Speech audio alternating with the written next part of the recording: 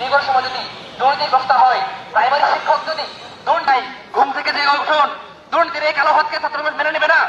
একটি কমিশন গঠন করে সুষ্ঠু একটি পরীক্ষা নিয়োগের মাধ্যমে মেধাবীদের অনুষ্ঠিত হয়ে গেছে প্রাইমারি পরীক্ষা। এই পরীক্ষার একটি কথা রয়েছে, শিক্ষা জাতির মেরুদণ্ড।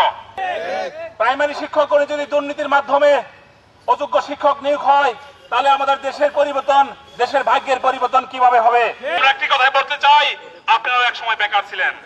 আপনারা যে 9 তারিখে পরীক্ষা হয়েছে প্রশাসনমূলক পরীক্ষা, সেই পরীক্ষা বাতিল হবে। এটা যদি বাতিল না হয় তাহলে একটা কাজ করতে পারে, ন্যূনতম মার্কে এটা টিকানো হবে। যদি এই পরীক্ষার ফলাফল আপনারা প্রকাশ করেন, তাহলে যে দুর্নীতি, এই দুর্নীতি যদি বাংলাদেশে তখন মুক্তি না হবে, ততক্ষণ বাংলাদেশের শিক্ষার কোনো মান থাকবে না। আমি গত 9 তারিখে আপনার প্রাইমারি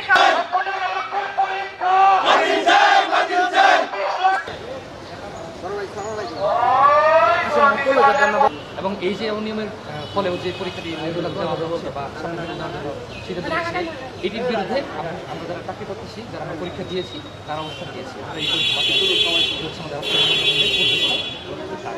শুধু আশিক মোহাম্মদ কলেজ না, টোটাল 8 জন, আমাদের 34টা কেন্দ্রে জামালপুর জেলায় 2467 জন পরীক্ষার্থী ছিল। তার ভিতরে আমাদের 18,000 সামথিং, মানে 24,067 জন পরীক্ষার্থীর ভিতরে 18,000 সামথিং অ্যাটেন্ড করছে। তার ভিতরে আমাদের 8 জন কিন্তু বহিষ্কার করা হয়েছে, তাদেরকে জেল দেওয়া হয়েছে। একজন না, কিন্তু একজনের উদাহরণ দিল, আমি বললাম 8 জন। জামালপুরে 8 জনকে আমরা কিন্তু এরকম ধরতে পেরেছি, যাদের কাছে ডিভাইস ছিল, ফোন ছিল, তাদেরকে আমরা বহিষ্কার করেছি। আমরা কিন্তু ছাড় দিইনি।